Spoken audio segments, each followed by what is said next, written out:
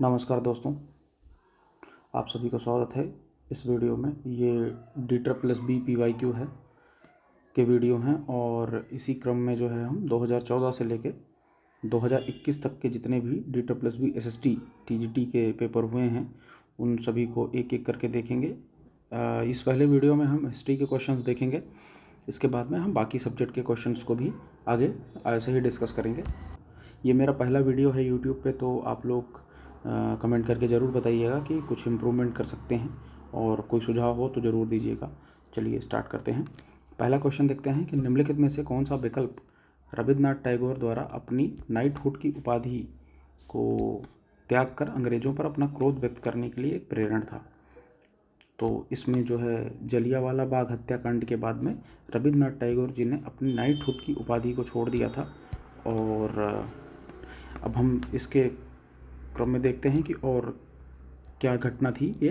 तो 1919 में एक कानून आया था जलियांवाला बाग हत्याकांड से पहले, जिसको रॉलेट एक्ट के नाम से हम जानते हैं। रॉलेट एक्ट बेसिकली एक कानून था जिसमें ये कहा गया था कि जो है देशद्रोह के शक में किसी को भी सीधा जेल में डाल दिया जाएगा। इस पे कोई जो है सुनवाई नहीं की जाएगी और उसको गिरफ्तार कर लिया जाएगा। इसके लिए इसको काला कानून भी कहा गया।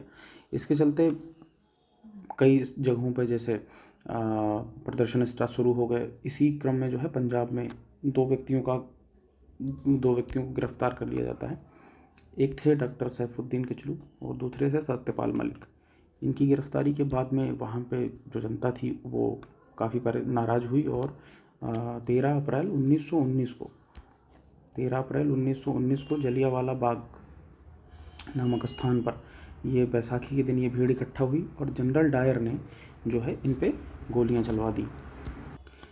इस घटना में कई निहत्थे लोग मारे गए और इसके विरोध में ही जो है रविन्द्रनाथ टैगोर जी ने अपनी नाइटहुड की उपाधि को छोड़ दिया था।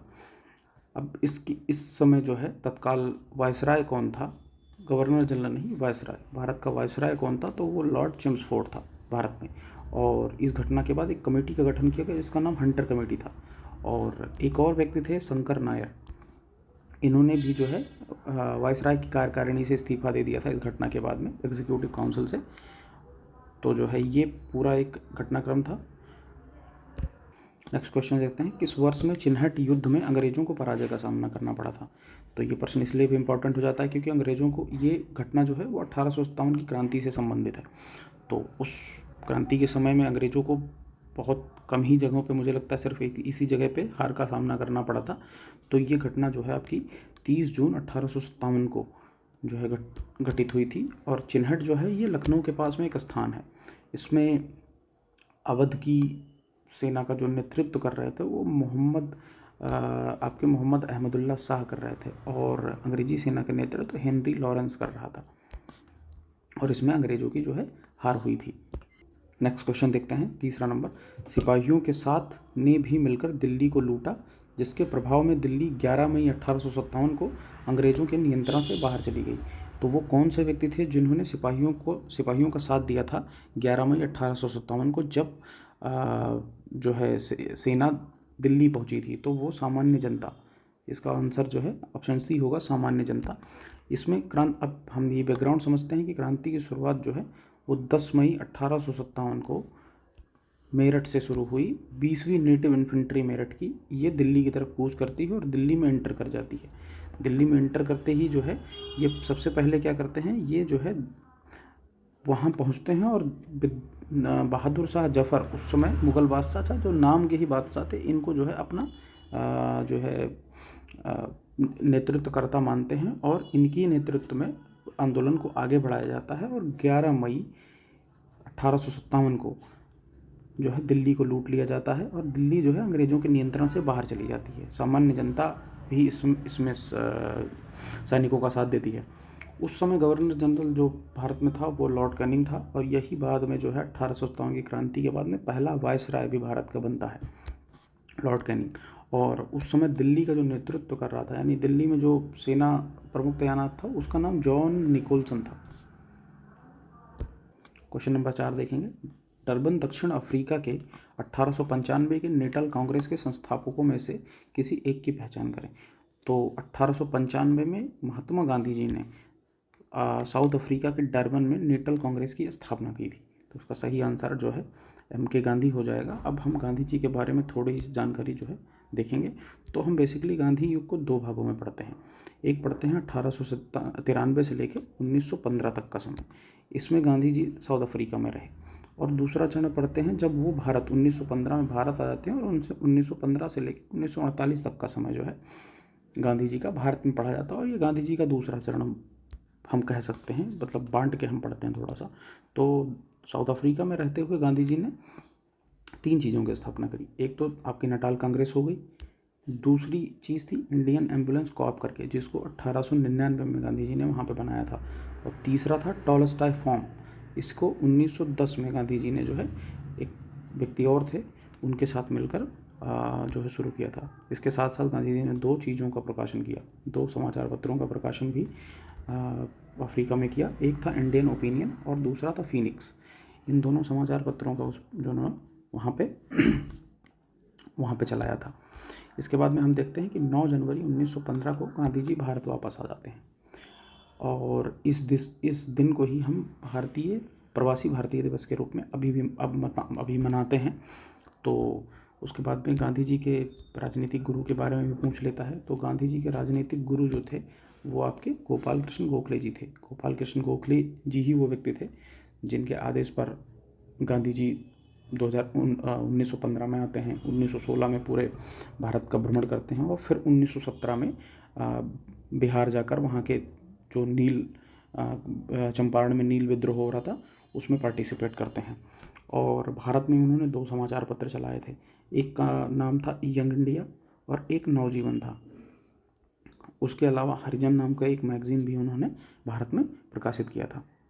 इसके हम गांधी जी के बारे में भी तो देखिए, ये बहुत छोटी इन्फॉर्मेशन है, लेकिन गांधी जी बहुत बड़ा टॉपिक है पढ़ने के लिए मॉडर्न इंडियन हिस्ट्री में।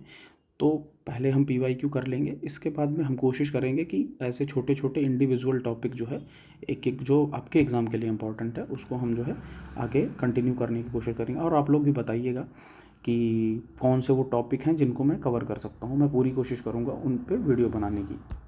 नेक्स्ट क्वेश्चन देखते हैं, हिंदुस्तान सोशलिस्ट रिपब्लिकन एसोसिएशन का गठन किसने किया था? तो हिंदुस्तान सोशलिस्ट रिपब्लिकन एसोसिएशन, जिसको HSRA भी कभी कभी पूछ लेता है शॉर्ट फॉर्म में, तो इस संस्था का गठन जो है अक्टूबर 1929 को सचिंद्रनाथ सन्याल जी की अध्यक्षता में किया गया था। हालांकि ये देखिए ऑप्शन में सचिंद्रनाथ सन्याल जी का ऑप्शन में नाम तो नहीं है, इसीलिए यहाँ पे हम भगत सिंह जी को जो है ऑप्शन में आंसर सही मानेंगे। तो इसका आंसर जो है भगत सिंह हो जाएगा। HSRA की स्थापना भगत सिंह ने करी थी। तो इसका बैकग्राउंड थोड़ा समझते हैं। कानपुर में इसकी स्थापना हुई थी। देखिए इसमें अन्य नामों में भगत सिंह हैं, चंद्रशेखर आज़ाद जी हैं, राम प्रसाद बिस्मिल जी हैं, जोगेश चंद्र जी हैं। अब HSRA बनी कैसे? तो HRA करके एक संगठन था। HRA एक संगठन था जो 1928 में जो है फिरोज शाह कोटला दिल्ली में बनाया गया था, और इस जो है संस्था की स्थापना का नेतृत्व तो चंद्रशेखर आज़ाद जी ने जो है किया था। बाद में इसी का नाम 1829 में बदलकर HSRA यानी कि सोशलिस्ट शब्द को इसमें जोड़ दिया जाता है। नेक्स्ट क्वेश्चन देखते हैं, रानी विक्टोरिया को सलाह पत्र, letter to advice queen Victoria, ये किताब का नाम बेसिकली ये पत्र का नाम है जो बाद में प्रकाशित हुआ था। इसके लेखक कौन है? तो इसके लेखक जो हैं वो लिन जी जू हैं। ऑप्शन सी आपका राइट आंसर है। अब ये लेटर क्यों लिखा गया? तो इसका कारण था कि 1839 तो बेस ईयर है, लेकिन इसके आसपास में चीन में अफीम का युद्ध चल रहा था। अफीम बहुत इम्पोर्टेंट था अंग्रेज़ों के लिए, तो इसी के बारे में जानकारी देने के लिए इन्होंने उस समय तत्कालीन जो है महारानी को इन्होंने पत्र लिखा था, लिन जी जू ने 1839 में। क्वेश्चन नंबर 7 देखते हैं, poverty and un British rule पुस्तक के लेखक कौन हैं? तो जैसे आप सभी को पता होगा कि दादा भाई नौरोजी जी इस पुस्तक के लेखक हैं। अब हम नौरोजी जी के बारे में थोड़ा और जान लेते हैं। इनको grand old man of India के नाम से भी जाना जाता है, और ये पहले भारतीय व्यक्ति थे जिनको ब्रिटिश संसद में संसद बनने का जो है सौभाग्य प्राप्त हुआ था। और इनकी जो है इन्होंने एक प्रिंसिपल दी थी जिसको ड्रेन ऑफ वेल्थ कहा जाता है। इस प्रिंसिपल में इन्होंने बेसिकली यही बताया था कि कैसे अंग्रेज़ों ने भारत से जो वेल्थ है उसका ड्रेन कैसे किया, यानी इंग्लैंड कैसे ले गए, इसी सब के बारे में इस पर्टिकुलर सिद्धांत में उन्होंने बताया है। क्वेश्चन नंबर 8 देखते हैं, आंध्र क्षेत्र में स्वदेशी आंदोलन की गूंज कैसे सुनाई दी। तो आंध्र क्षेत्र में स्वदेशी आंदोलन की गूंज जो है वंदे मातरम आंदोलन करके उस समय एक आंदोलन चल रहा था। ऑप्शन बी आपका राइट आंसर है। वंदे मातरम आंदोलन ये था कि वंदे मातरम जो गीत था इसको आधार बनाया गया था, इसको संदेश या गूंज कह सकते हो आप बनाया गया था, जिसके माध्यम से ये लगभग पूरे भारत में फैला था। और स्वदेशी आंदोलन के बारे में आपको थोड़ी जानकारी हो जानी चाहिए कि 16 अक्टूबर 1905 को बंगाल विभाजन जो है प्रभावी हुआ। लॉर्ड कर्जन ने बंगाल का विभाजन कर दिया 1905 में। तो बंगाल विभाजन जिस दिन हुआ उसी दिन बंगाल में शोक दिवस के रूप में मनाने की घोषणा की गई। ये क्वेश्चन भी पूछता है कि किस दिन को बंगाल में शोक दिवस के रूप में मनाने की घोषणा की गई थी। और वंदे मातरम जो गीत था उसी गीत को जो है स्वदेशी आंदोलन का शीर्षक गीत बनाया गया। तो और इसी गीत के माध्यम से जो है ये आंदोलन जो है देश के विभिन्न हिस्सों में पहुंचा और आंध्रा में भी पहुंचा। नेक्स्ट क्वेश्चन देखते हैं, क्वेश्चन नंबर 9, ब्रिटेन को हराने के लिए फ्रांस ने डैश को स्वतंत्र बनाने हेतु समर्थन प्रदान किया था। तो इसमें जो है आपका आंसर हो जाएगा अमेरिकी उपनिवेशों को। ऑप्शन सी इसका राइट आंसर होगा। अमेरिकी उपनिवेशों को क्यों?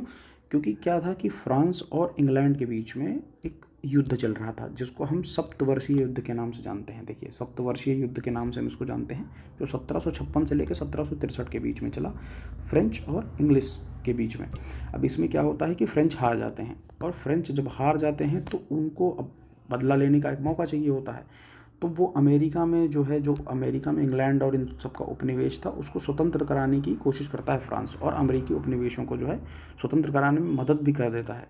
और आपको जैसे पता होगा कि जो है अमेरिका को जो है स्वतंत्रता कब प्राप्त हुई, 4 जुलाई 1776 को अमेरिका ने वहाँ पे इंडिपेंडेंस ले ली, और 1783 तक पहुँचते पहुँचते उपनिवेशों से भी मुक्त हो गया। अमेरिका पूरी तरह से उपनिवेश से क्या हुआ, मुक्त हो गया। क्वेश्चन नंबर 10 देखते हैं, गोरखा युद्ध के दौरान किस चीज़ की खोज की गई थी, यानी किस शहर की खोज की गई थी। तो गोरखा युद्ध के दौरान आपको जो है शिमला, जो कि हिमाचल प्रदेश में एक हिल स्टेशन है, इसकी खोज की गई थी। इसकी खोज के पीछे क्या कारण, क्या खोज मतलब क्या, एग्जिस्ट ही नहीं करता था शहर तो था लेकिन वहाँ तक रीच नहीं थी लोगों की, अंग्रेज़ों की बेसिकली रीच नहीं थी, या कॉलोनियल जो ब्रिटिशर्स की रीच नहीं थी।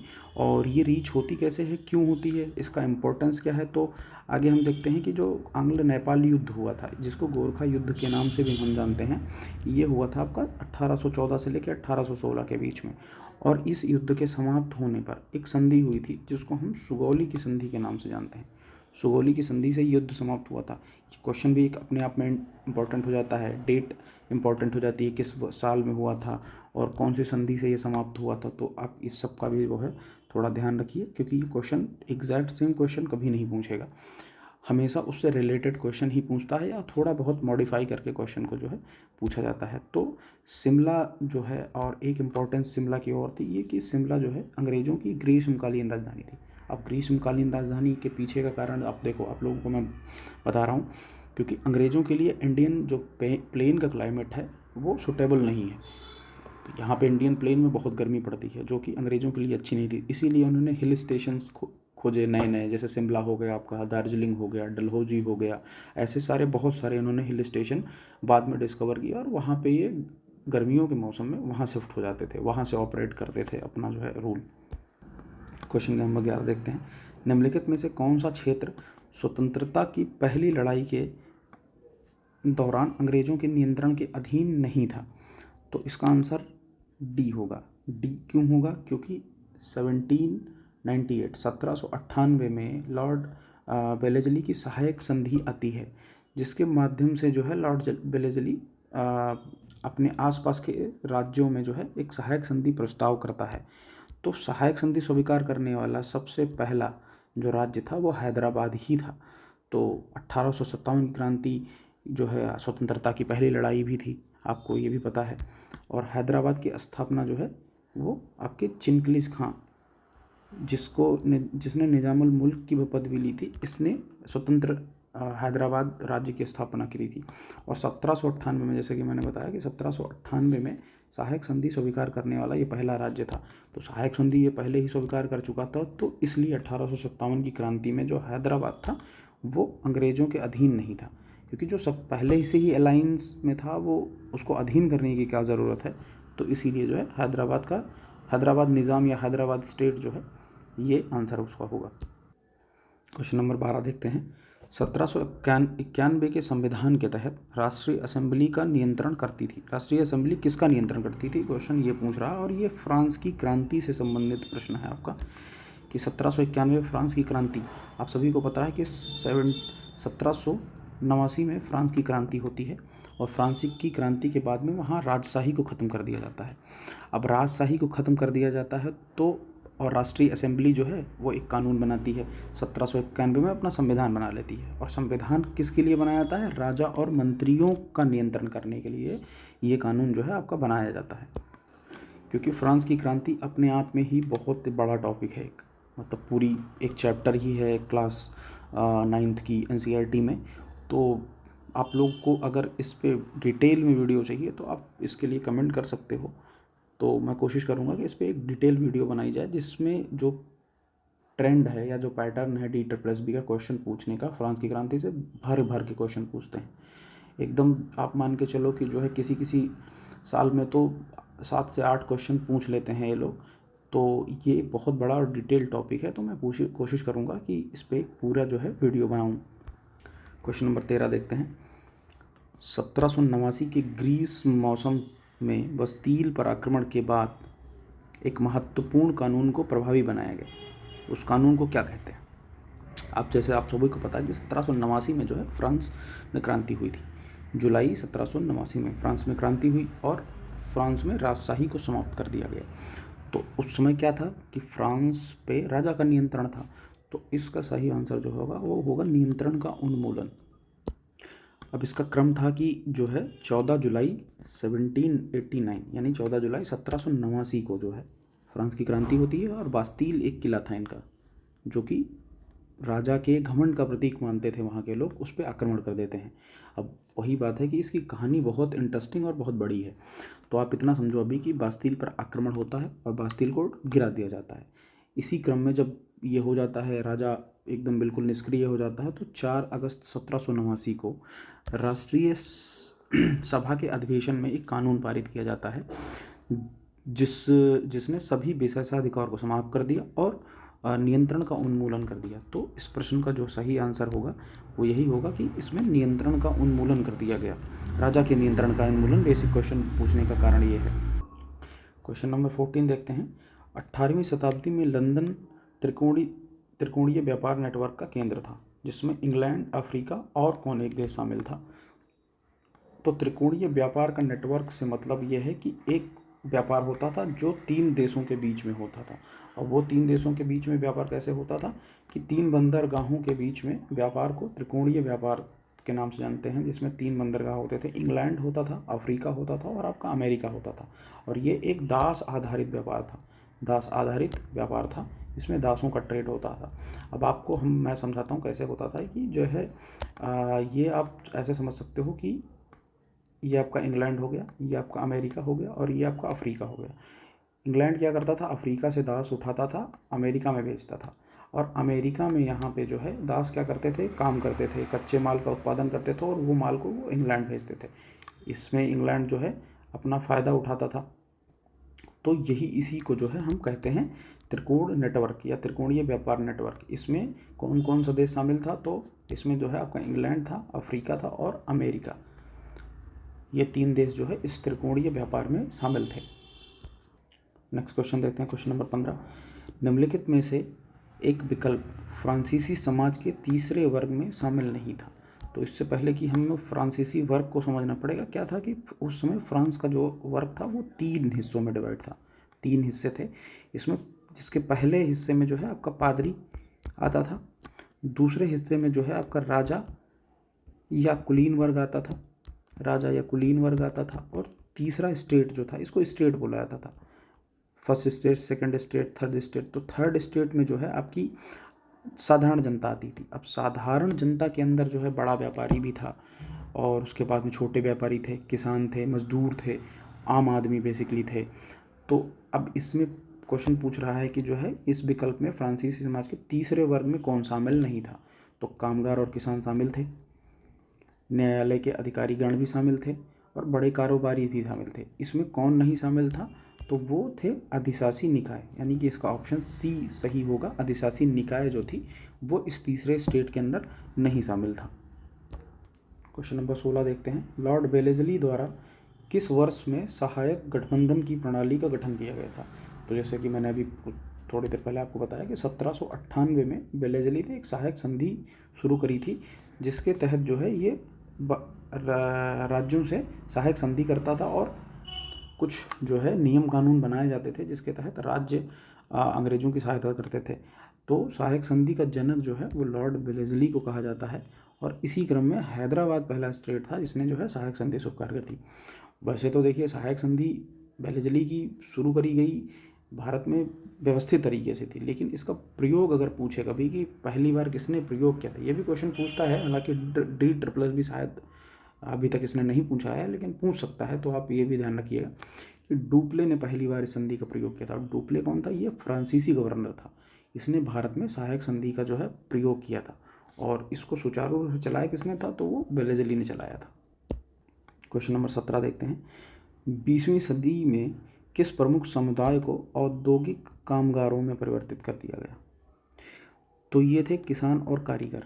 अब ये हुआ कैसे कि 19वीं शताब्दी के बाद के वर्षों में जो है इंग्लैंड में औद्योगिक क्रांति शुरू हो गई और उस औद्योगिक क्रांति में उनको बहुत अधिक कच्चे माल की आवश्यकता होती थी और कच्चा माल जो है किसान ही पैदा कर सकता था या जो है कारीगर पैदा कर सकते थे। तो भारत के जो किसान और कारीगर थे वो पहले उत्पादन करते थे खुद, कुछ तो खुद कंज्यूम करते थे, खाते थे, कुछ चीज़ें जो बचती थी उसको बेच देते थे। पर इस प्रक्रिया में जो है औद्योगिक कामगार में परिवर्तित कर दिया इन्होंने किसानों और कारीगरों को, और उनकी स्थिति बहुत ज़्यादा ख़राब हो गई। मतलब भारत का जो हथकरघा उद्योग था वो तो बिल्कुल ही बर्बाद हो गया, बेकार कर दिया इन्होंने। और इन्होंने अपने यहाँ इंडस्ट्रियलाइजेशन होने के बाद में बड़ी बड़ी इंडस्ट्रियाँ लग गई, कच्चे माल की आपूर्ति इन्होंने भारत से इंग्लैंड में करी और वहाँ पे सस्ते में ये सामान बनाते थे और भारत में लाके महंगे में बेचते थे। तो इसका आंसर जो है किसान और कारीगर हो जाएगा। अगला क्वेश्चन देते हैं। जापानी नौसेना ने रूसी जहाजी बेड़े को किस वर्ष में पराजित किया था। तो ये था आपका 1905 के वर्ष में। जो आपको अभी का जापान दिखता है, जापान ये ऐसा नहीं था पहले। जापान पहले इम्पीरियलिज्म से प्रभावित था, यानी साम्राज्यवादी नीति को जो है अपनाता था और वो भी अगल बगल के देशों पे कब्जा करना उसकी जो है उसकी पॉलिसी में था। तो इसी क्रम में रूस और जापान का युद्ध होता है 1904 से 1905 के बीच में, जहाँ पे 1905 में वो रूसी जहाजी बेड़े को हराते हैं। और इसी क्रम में जो है जापान ने, अब सोचो जापान कितना छोटा है, लेकिन उसने मंचूरिया और कोरिया, जिसमें उत्तर कोरिया दक्षिण कोरिया दोनों आते हैं, एक समय पर जापान पे इसका कब्जा हो गया था। क्वेश्चन नंबर 19 देखते हैं। अवध का कब्जा करने के बाद अंग्रेज़ों ने किसको जो है निरस्त किया और उनके सभी किलों को नष्ट कर दिया। तो आप इसका आंसर जो है आपका हो जाएगा ए, तालुकेदारों को। तालुकेदारों को क्यों? क्योंकि 1856 में जब अंग्रेज़ों ने जो है अवध को कुशासन का आरोप लगा के अपने में मिला लिया, तो उस समय क्या था कि अवध के जो नवाब थे उनके जो है बहुत ज़्यादा वफादार थे ये तालुकेदार। तो अब राजा जब गया तो तालुकेदारों पे भी जो है पड़ेगा मार। और तालुकेदार उस समय के ऐसे तालुकेदार होते थे जिनके पास में अच्छी खासी ज़मीनें, अपनी सेना होती थी, अपना एक रिस्पेक्ट होता था, वैल्यू होता था, अपना एक जो है छोटा मोटा किला भी होता था। तो अंग्रेज़ों को लगा कि जो है इनमें से कोई ऐसा ना हो जो ऊपर आके नेतृत्व करने लगे, इसलिए इन्होंने जो है इनके सारे किलों को जो है नष्ट कर दिया। क्वेश्चन नंबर 20 को देखते हैं कि वर्ष 1929 में कृषि क्षेत्र और समुदाय बुरी तरीके से प्रभावित हुए क्योंकि डैश के मूल्यों की तुलना में कृषि के मूल्यों में गिरावट अधिक और दीर्घकालीन थी। तो इसका जो उत्तर होगा वो औद्योगिक माल होगा, यानी कि कच्चा माल की मूल्यों में कम गिरावट आई। इसके मुकाबले कृषि और उससे जुड़े क्षेत्र की जो सामान थे उसमें अधिक गिरावट आई। अब 1929 में ये घटना हुई क्यों थी, तो इसके पीछे का कारण था अक्टूबर 1929 में अमेरिका का जो वॉल स्ट्रीट था, यानी कि कह सकते हो शेयर मार्केट जो था वो क्रैश कर गया। अब अमेरिका का शेयर मार्केट उस समय बहुत बड़ा शेयर मार्केट हुआ करता था, और वो जैसे ही क्रैश हुआ वैसे ही जो है आर्थिक मंदी की शुरुआत, वैश्विक आर्थिक मंदी की शुरुआत मानी जाती है।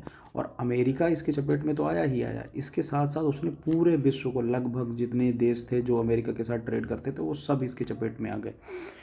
तो अब इसके चपेट में आ तो गए, तो जब वो इसकी चपेट में आए तो भाई फिर जो है लगभग सब देश इससे परेशान हुए। तो कृषि से संबंधित जो क्षेत्र थे, खाना पीना, दुनियादारी, ये सब में बहुत ज़्यादा जो है प्रॉब्लम आई, पर औद्योगिक माल उससे कम प्रभावित हुआ। तो आप इस क्वेश्चन को ऐसे याद कर सकते हो। तो इस वीडियो में इतना ही। आप पहले 20 क्वेश्चन करिए और आप अपने सुझाव दीजिएगा कि मैं कैसे वीडियो को और इम्प्रूव कर सकता हूँ, या कोई सुझाव हो तो आप कमेंट बॉक्स में ज़रूर बताइएगा। Thank you.